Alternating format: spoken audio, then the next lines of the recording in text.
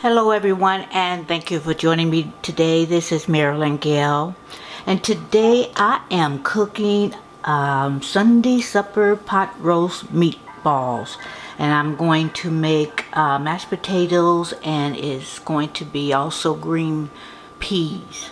The mashed potatoes call for cream cheese, but I'm not going to put the cream cheese in the mashed potatoes. I have bagels for that, but no. Don't do cream cheese in my mashed potatoes. Here's a picture of the meal. The chives, yes.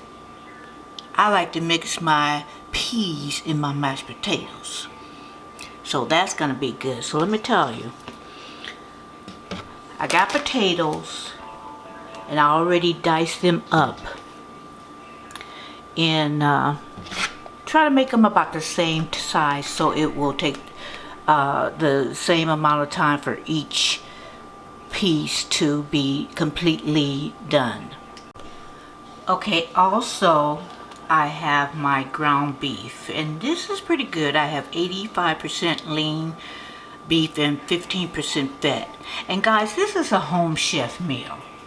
So that's why, you know, the cream cheese deal, that's why that was included in the recipe, but I'm going to change it up a little bit. Okay, so here's the chives that come in this container, and I'm going... Sorry guys, I got a call on hold. Here's my chives. I'm going to chop that up.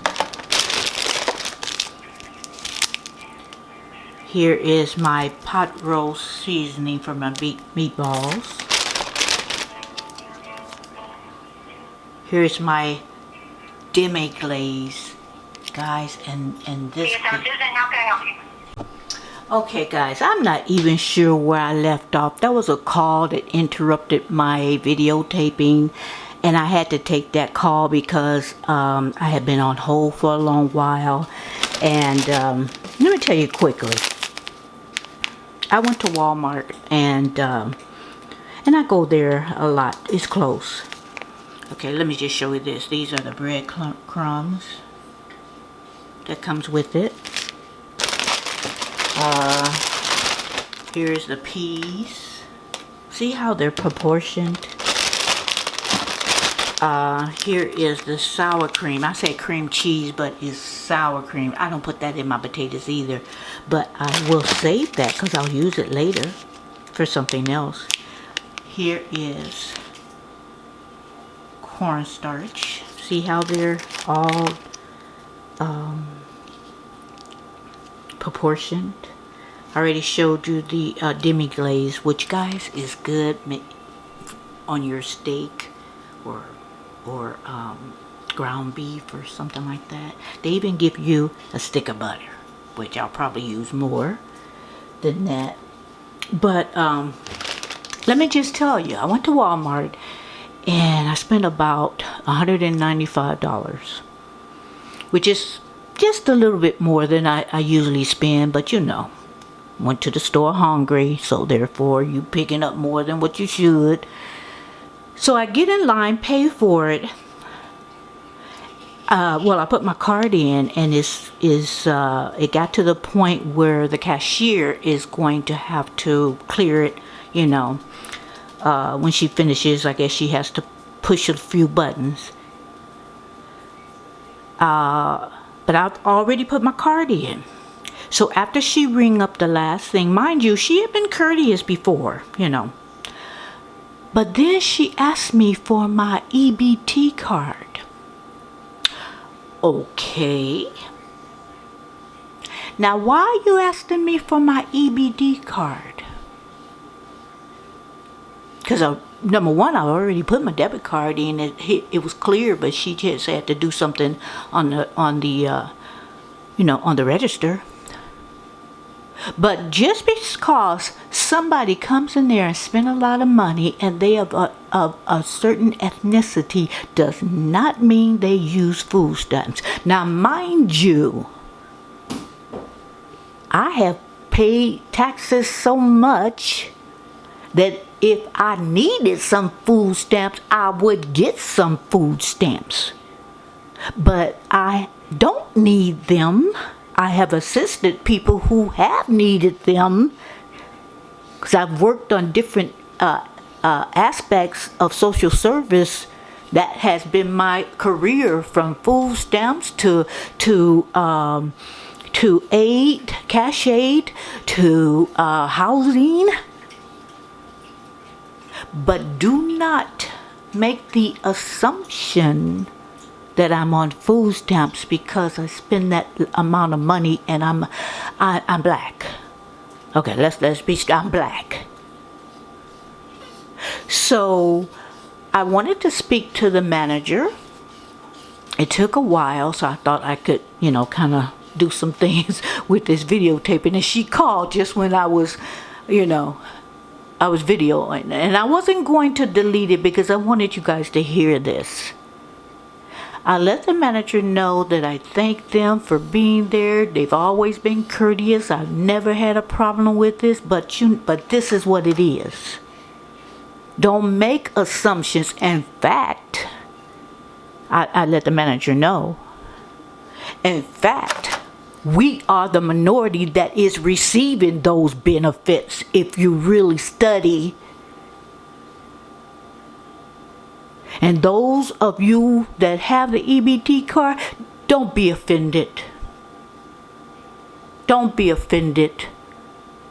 But I stand by what I said. Don't assume that because I spent this amount of money, you surely can't afford all of them groceries. You must have an EBT card. So I had to complain, but I also let her know this is the only time I felt offended at the store.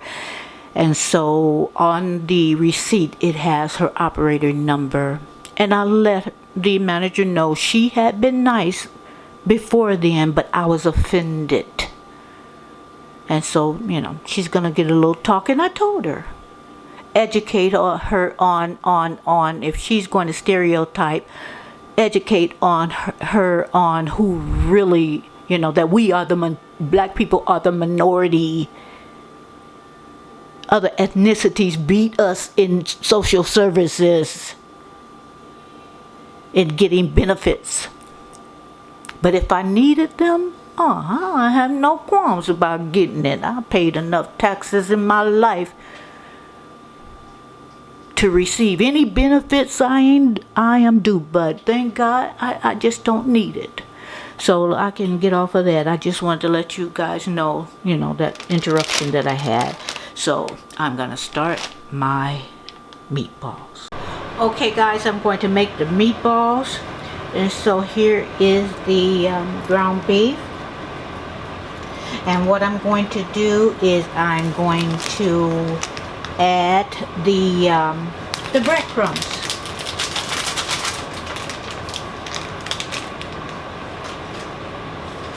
My scissors. They got these little package sealed pretty good. So I'm gonna put all my breadcrumbs in with the hamburger. And then here is the seasoning blend.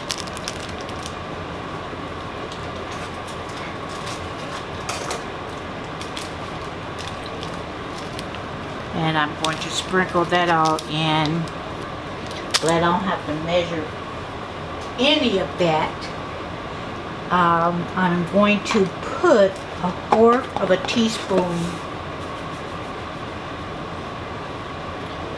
of salt. I kind of eyeballed it.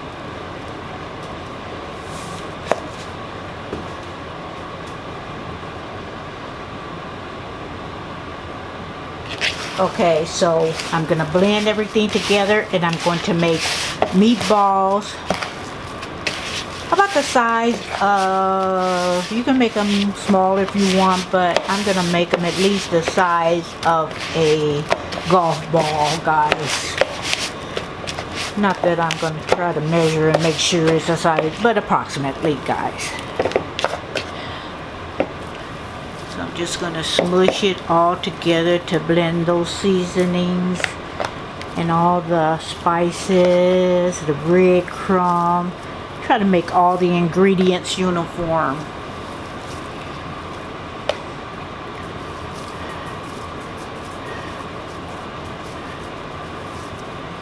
So let's take that.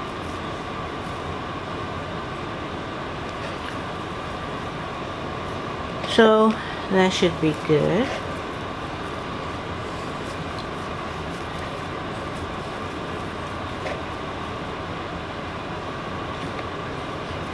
So I'm going to do all that and I'll be right back. Okay, so I didn't want to do this, guys, light my oven, but I have to.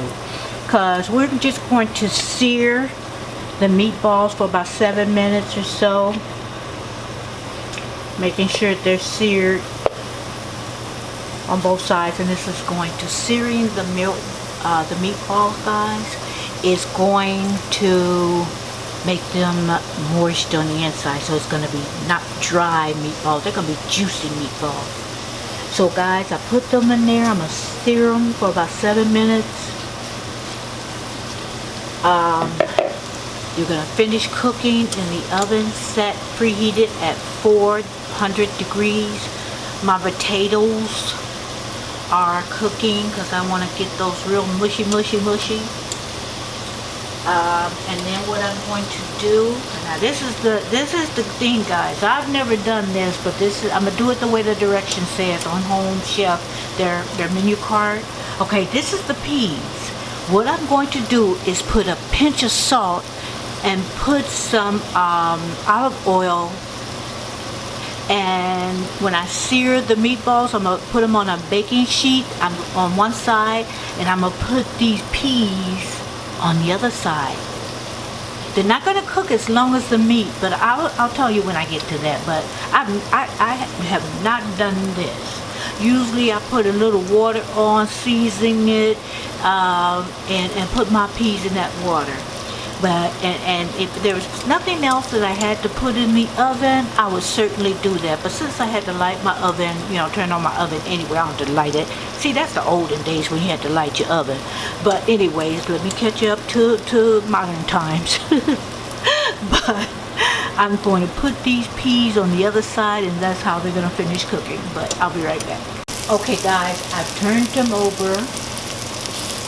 Seared one side, then I'm going to sear the other side.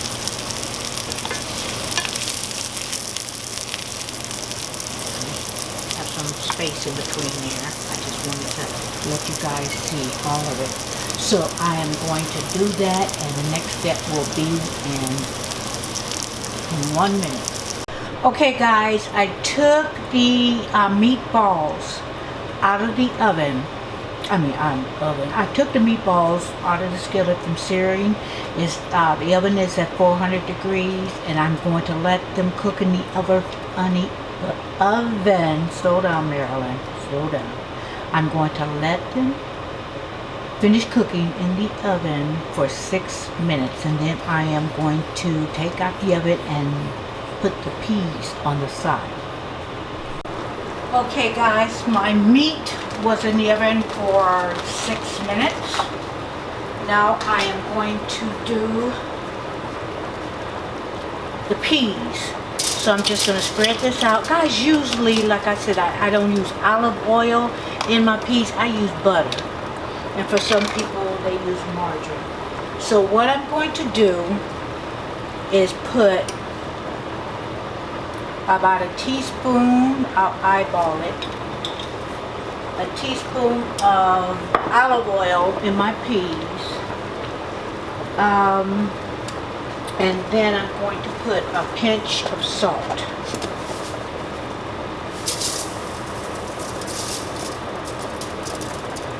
And since the pan is hot, I'm not going to kind of incorporate everything with my pans.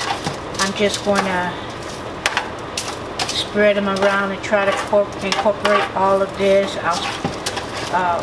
the oil and the salt. And I'm going to put it back in the oven for about 4 to 6 minutes. In fact, I'll do 5. Just in between. Now I spread it out. So there'll be like one layer, and I'm gonna put it back in the oven, and then I'm gonna make my sauce. The last step is the mashed potatoes. Okay guys, so I'm getting ready to make the sauce, and I have the cornstarch. The 1/2 cup, remember, of cornstarch, and the cornstarch is at the bottom all stuck together. So what I'm gonna do, and that's natural, what I'm going to do is just stir it.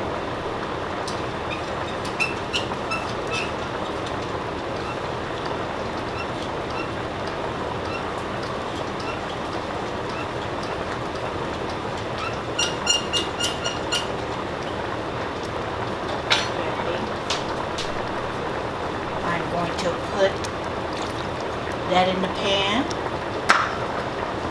Then what I'm going to do is put the demi-glaze, and that's what's going to make the flavor of the sauce. So I'm going to put that demi-glaze in there. We're going to bring it to a boil. It comes with 2 packages, so I'm going to put both packages in there.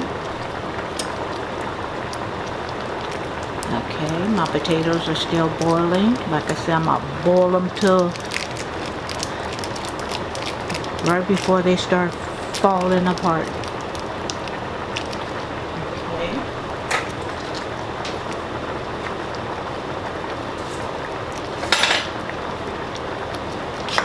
Then what I'm going to do is I'm just going to stir it.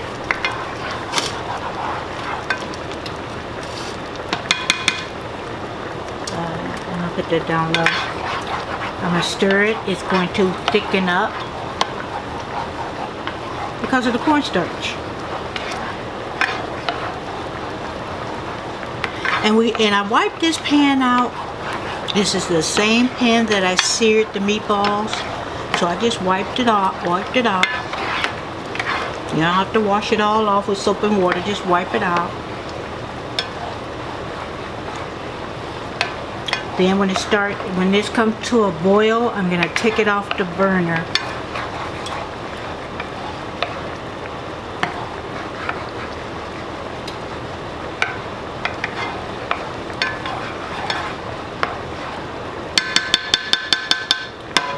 Okay. Look at that. Okay. Now in this Home Chef, it said, you know, you're doing the potatoes.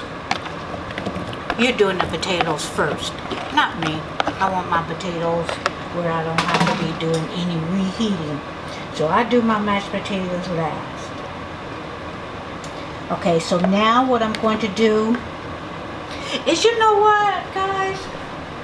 You know how you have a baked potatoes with sour cream and a chive? I'm just going to put a little bit of cream, little sour cream. Just a little bit. I usually don't, but I want a little bit of that. Usually, you know, I just do with my light cream.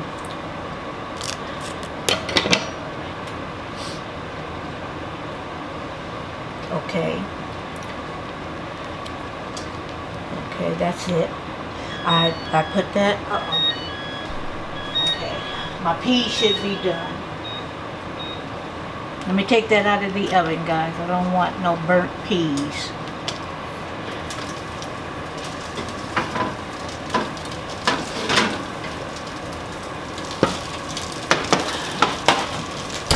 Okay, I'm turning my oven off. Here we go. I'm gonna turn my fan up a little higher.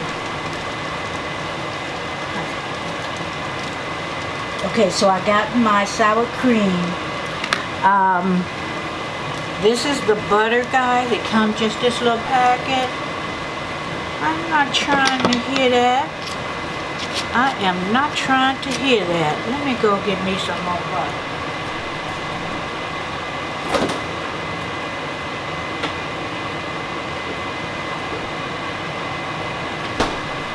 just ridiculous, that little packet. Usually they send you more. I just like a lot of butter. Look at that, look at that. I'm gonna put that much butter in there. Forget that. Do it the way you want to, guys. I'm just gonna add some more butter. You know, sometimes when you're looking at different recipes, like some recipes, they said put a pinch of cinnamon in, like your peach cobbler. You better hush. You better put some cinnamon and a little nutmeg in there. Some people put a little allspice in there, but I'm not going by that. Put a pinch of cinnamon. That's what makes the flavors pop. You know what I'm saying? So, you know, you do it the way you want, though.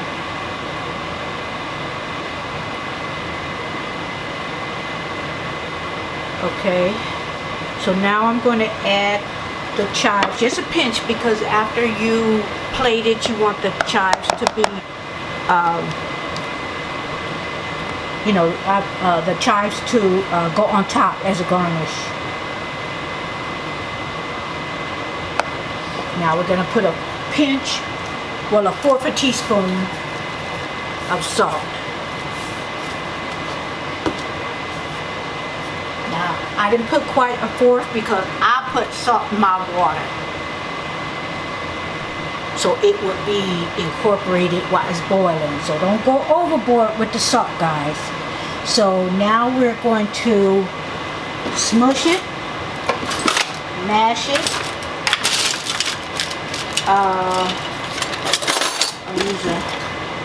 don't have one of them potato mashers. Let me get a fork. I don't have one of them potato mashers, and I don't want to take out my hand mixer. You know what I'm saying? So, and see, this is the thing. If your mashed potatoes are too thick,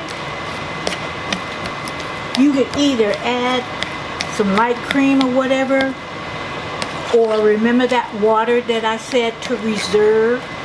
You can add that water back in there. So let me do that and I'll be right back. Okay guys, I'm plating it up.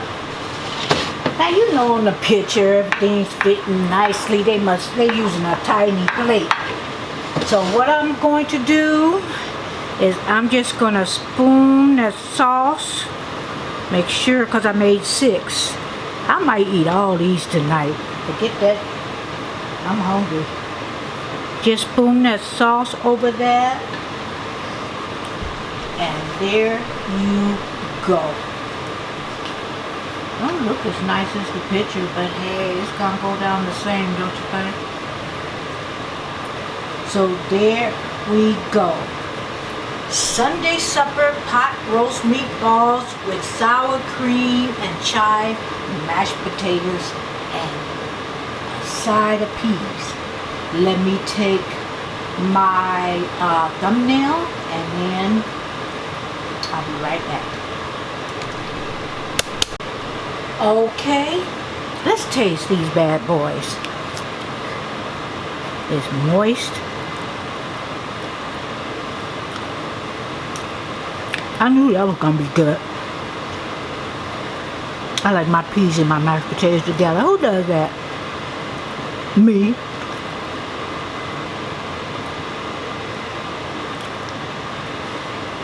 See, I only put a little bit of sour cream. If you guys don't mind, put it all in there if you want.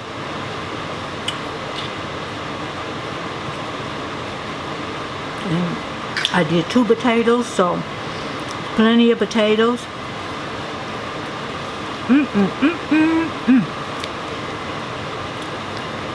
Meatballs are done. I don't like no red meatballs, okay?